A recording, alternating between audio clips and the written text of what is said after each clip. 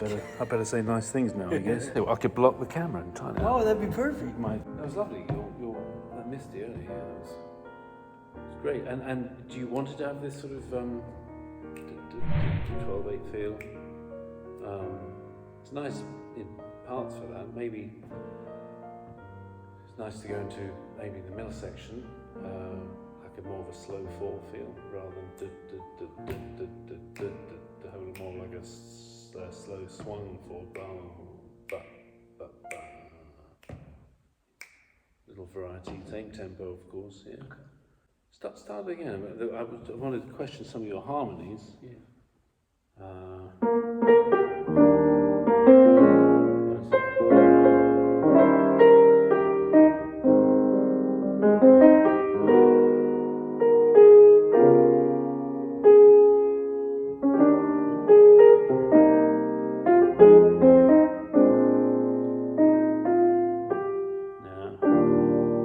Lots of you can do.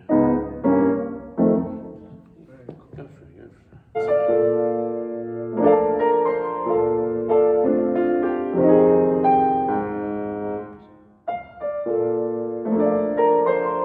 Now, is this your own, with this lovely octaves, is this your... No, that's Ella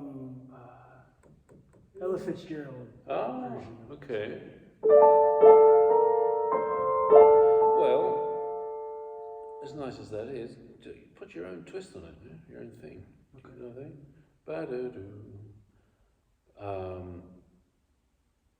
But keep it in there for the moment. But I would maybe instead of up there, have something lower than the melody going on.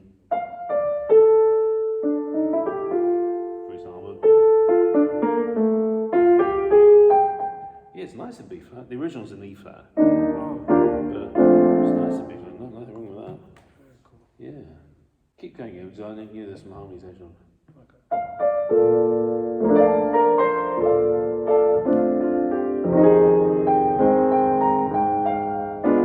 That chord, that is a little diminished. Put a B flat on, make it a diminished over a B flat, it'd be stronger because doubling that A flat. I think that's, to me,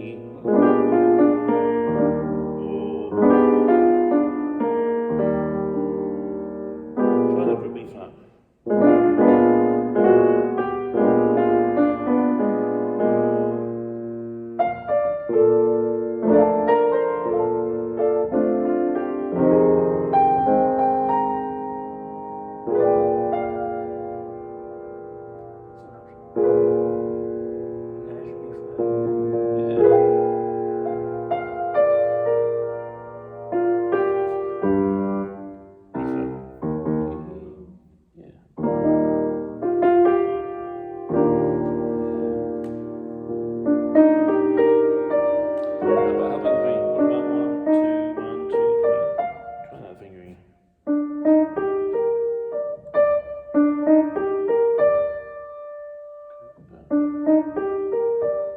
Yeah, is that nice? Easy? It is. Yeah.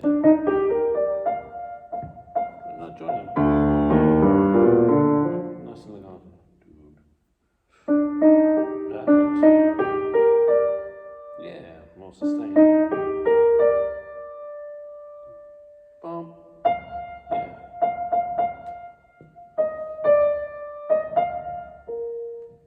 Try it with the harmony underneath.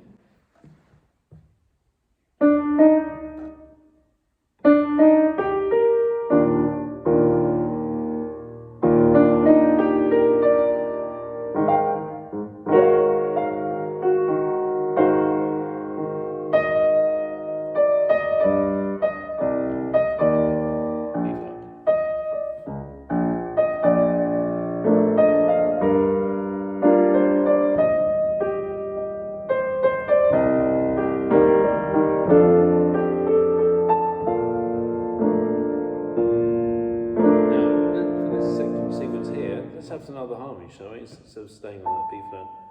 What would it be? Maybe a G7 now?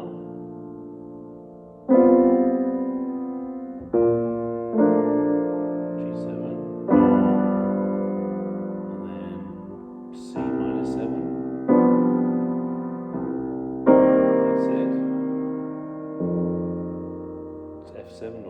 flat 9 maybe. Voila. Yeah. And then you're back to the da-da-da. Yeah. Nice. You've done some voice. I'm practicing. Yeah, I can tell. You're becoming a nice lazy pianist like you should have. Try it. Because you're like, oh, it's just here. Why do I have to move up here? Yeah, exactly. Yeah. So we go B flat major 7.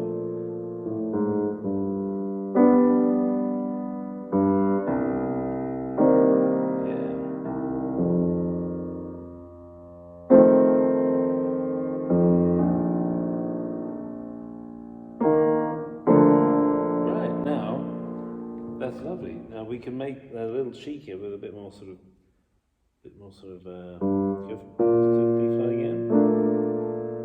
Now instead of a G7, what about making it a G7 flat 9? What would that add?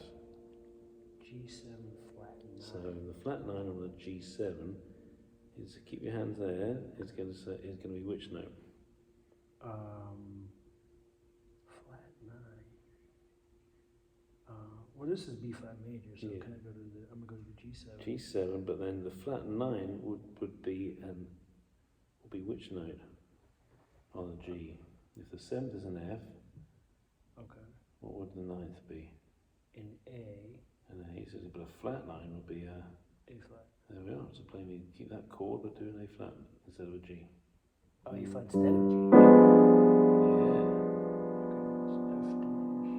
Well, it's not. It's G. It's sounded with the root. Oh, that's a G. Okay. It's going to be a. You're right. That is an F. That with an F on the bottom is exactly right. An F diminished, but with a G on the bottom. Exactly. So play the B flat chord before it. Yeah. I think it sounds a bit classier. Just want to sort of play the 5th ready, so the 5th would be the F, 3, 4, 5. Yeah, try that. Yeah, play the previous one. Look at me.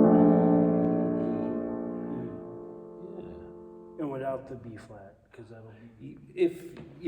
But it's nice to. I used to be, play the root notes and voice everything down here. Which is fine, but it's more of an effort when you work with bass players as you are here. And what are they saying? They're saying, "Get out of my way! Stop playing my." They're giving you the root, and you're putting these beautiful voicings sat on top of their weight. I'd say a good octave, a 10th or a 12th away, as a general rule of thumb. Whatever you do, don't get overwhelmed by all this.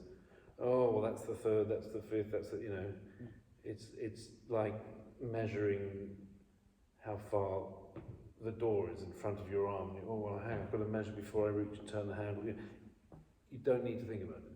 Your ears, trust your ears. You're great here, and you're listening, and your brain, unbeknown, is sort of filtering out a lot of stuff. So I don't need to know that. I do need to know that. Great, I'm going to remember that. So. But it's always good to be able to explain things to yourself, really.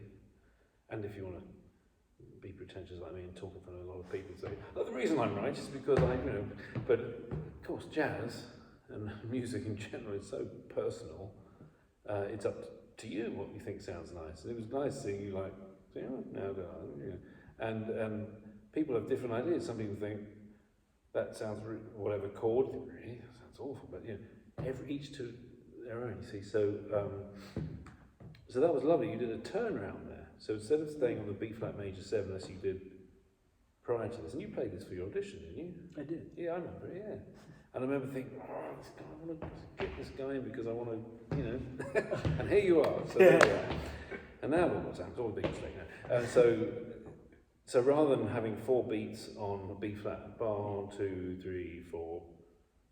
Turnarounds, as they're called, where you just get to the end of a phrase. It could be Misty, it could be Take the A Train, it could be any jazz tune where you sort of get to the end. Okay, let's do that section again. I do want to do Take the A Train too. Oh right, great. Well, that's strange because that's the first jazz turnaround I learned. Oh. Yeah, and I'll show you what I used to do. I used to play. I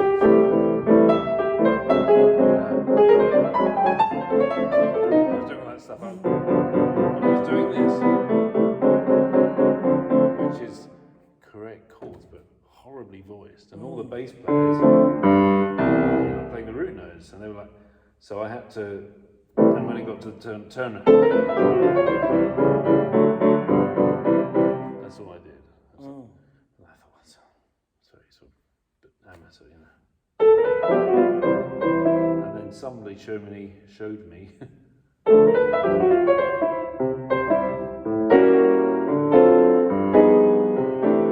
was like, whoa! Wow. So guess what? I played only that. Can we do this piece in C so I can do this? The P.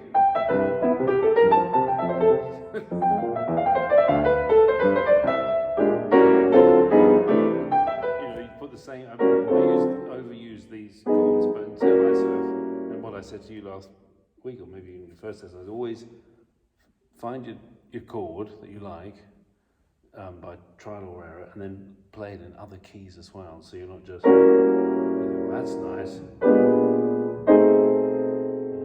So what do we have here, for example? So here's A.